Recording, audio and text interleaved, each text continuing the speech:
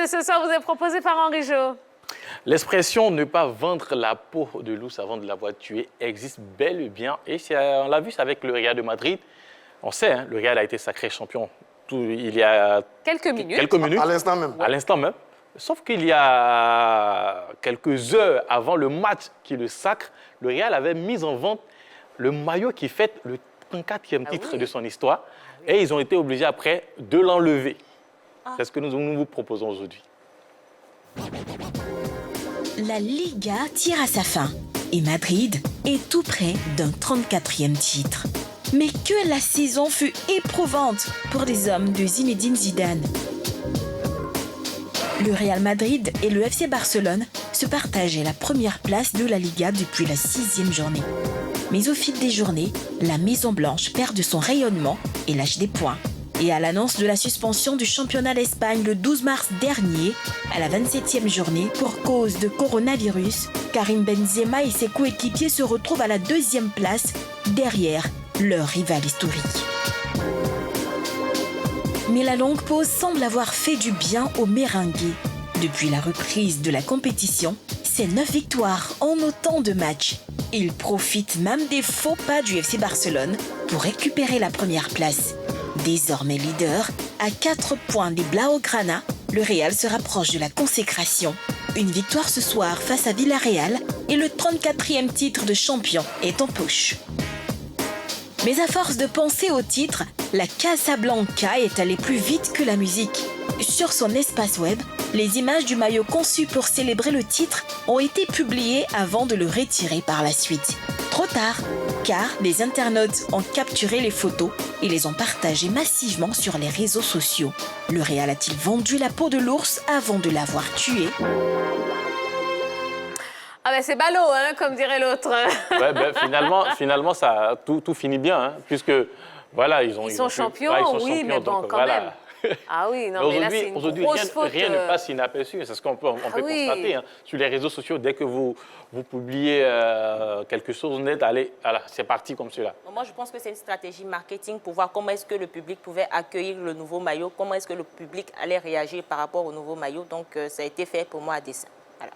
Bon, mais dans tous les cas, le résultat est le même. Hein. On a vu cette année un bon Real. Ce n'est pas un grand Real, hein, parce qu'ils n'ont pas dominé la saison. C'est le Barça qui, au début, était là. Et puis, c'est sur la reprise, après, donc, avec le retour à la compétition dû donc à la pandémie, on a vu un bon Real, mieux concentré, mieux organisé, 10 matchs, 10 victoires, avec une colonne vertébrale magnifique.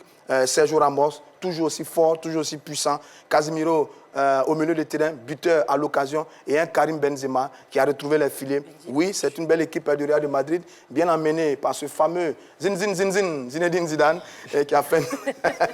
ah, il est magnifique, ce Zinedine Zidane. Et donc, c'est un très beau Real qui mérite son titre. Et le Barça doit, sans vouloir s'en prendre à lui-même, parce que le Barça a loupé des matchs qu'il ne fallait pas louper. Oui, il est pas mal, hein, ce maillot. Hein. Marco, qu'est-ce que vous en pensez ? Moi, je trouve que c'est un beau champion. C'est un beau champion parce que le Real part en début de saison avec une nouvelle équipe offensive. Mais avec un Benzema qui, cette saison, était considéré comme le leader.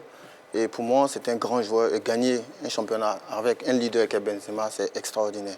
Non, c'est vraiment un beau championnat. Zidane, félicitations. Et oui, et félicitations donc, au Real Madrid, hein, qui est, on vous le rappelle, officiellement champion d'Espagne pour la 34e fois de son histoire. Ça s'est passé il y a quelques instants. Donc, le Real Madrid qui s'est imposé 2-1 face à Villarreal. Allez, on va continuer hein, dans notre espace détente avec foot au féminin.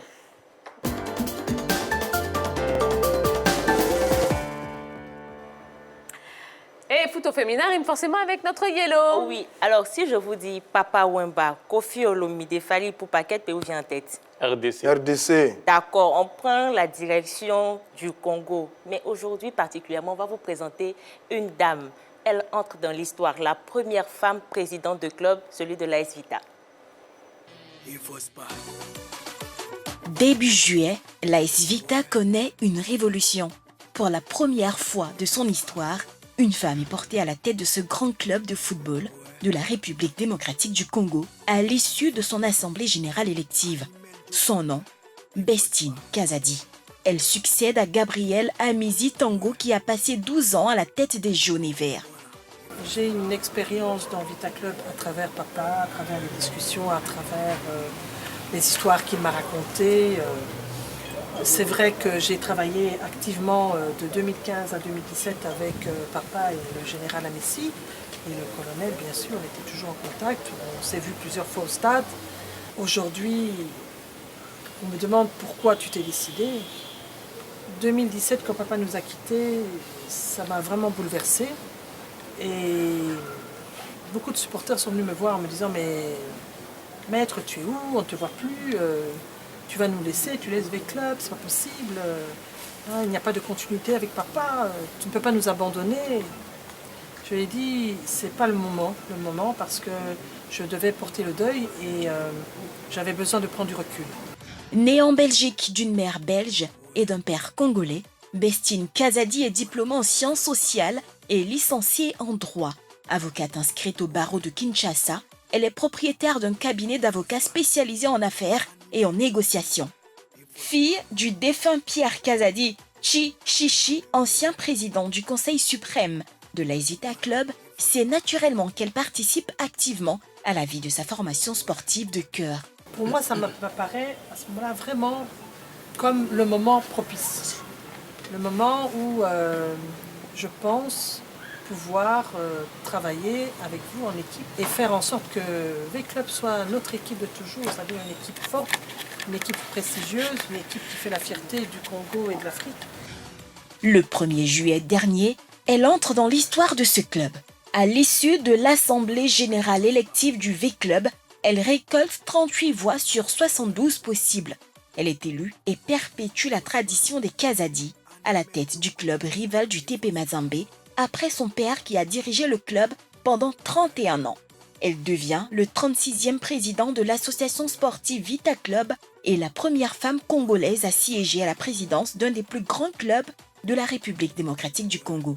Terrain jusque-là réservé à la gente masculine. Dame Bestine n'a pas que le foot et le droit comme passion. Elle est aussi poétesse et écrivaine, avec à son actif plusieurs œuvres littéraires. Son élection revêt un caractère historique lorsqu'on sait que le football, véritable institution RDC, est fortement dominé par les hommes.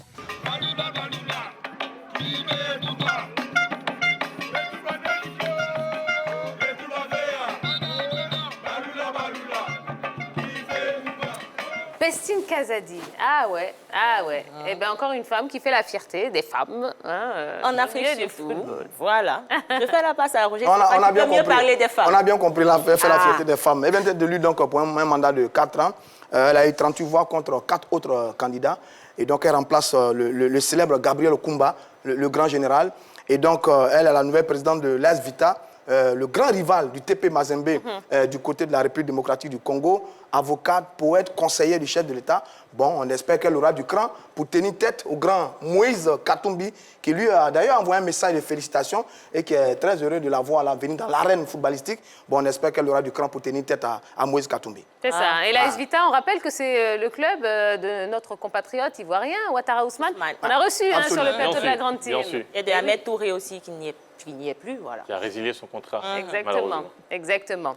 Eh bien, merci beaucoup pour cette belle découverte, Yellow. Allez, il nous reste quelques minutes pour bavarder avec vous, Nemarco. Alors, comment ça se passe au club Abidjan City FC? Ça va très bien, ouais. Très bien. Cette année, on a revu nos ambitions à la hausse. Voilà, et je suis très content de justement vouloir aller aussi loin, parce que évidemment que ce n'est pas facile. Voilà, parce que c'est un club, ça pèse lourd. Mais je pense qu'il y a beaucoup de choses à faire, il y a des choses très intéressantes. Et voilà, on espère être une équipe très importante à l'avenir pour le football ivoirien. On a des ambitions, construire un complexe, vraiment construire un club de football avec une base, des véritables bases. Voilà, donc moi je suis très motivé, je suis très content. Voilà, très content. Comment est-ce que vous faites financièrement? Vous êtes le seul à soutenir financièrement? Oui, je suis le seul. Bon, on va dire ça, ça sert à ça, jouer au football au niveau professionnel. Voilà, maintenant, je pense que le club a commencé à faire des entrées d'argent. Voilà, donc on va continuer à investir. Le football, c'est un investissement. Voilà. Mais on est en 2-3, c'est difficile d'avoir des sponsors, donc il faut financer son club seul. Non, moi, je veux vraiment vous féliciter. C'est un bel exemple. Vous donnez le bon ton. Je pense que si quelques-uns de vos amis avaient suivi vos traces, vous, les anciens joueurs, vous alliez prendre le football ivoirien. Là, c'est de ça qu'il s'agit. On entend beaucoup, on les voit. Malheureusement, très peu sur vos traces. Et pourtant, c'est la meilleure méthode. Je vous souhaite plein succès et un bel avenir. Mais justement, pour aller plus loin dans ce que vous dites, Roger Stéphane, il nous est revenu que certains de vos amis et vous aviez des projets justement pour le football ivoirien. Vous pouvez nous en dire un peu plus? Écoutez... des amis de l'académie, hein? Bon, vous savez, aujourd'hui, avec la carrière des académiciens, il y en a qui pourraient justement être président de club. Absolument. Ou entraîneur. Clairement. Voilà. Maintenant, après, vous avez aussi des joueurs qui ont arrêté de jouer, mais qui ont la capacité justement de gérer la carrière des joueurs. Voilà. Et donc, c'est sur ça qu'il faut travailler avec les académiciens ou d'autres anciens joueurs d'ailleurs. Voilà. Mais c'est des projets qui concernent réellement le football. Voilà. Avec tout ce qui s'entoure. Parce que bon, tout le monde peut être président de club non plus. Voilà. D'accord. Voilà. Rapidement, la dernière question. Vous avez failli signer au Barça. Et ça ne s'est pas fait. C'est vrai. Pourquoi? Qu'est-ce qui s'est passé?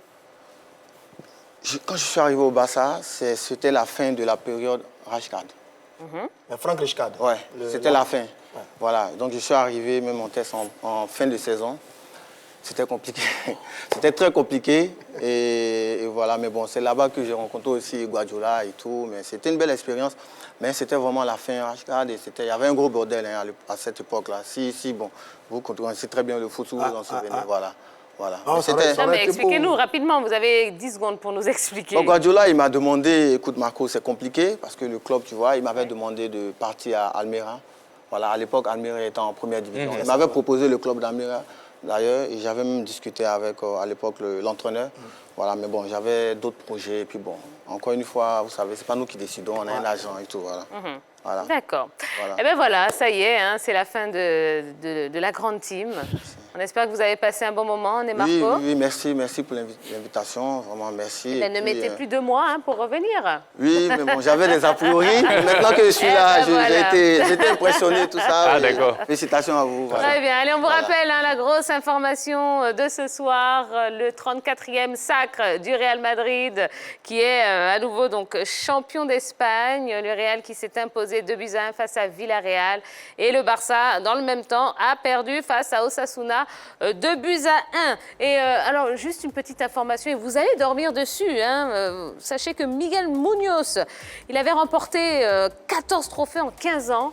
Et Zinedine Zidane, c'est 11 trophées en 3 ans.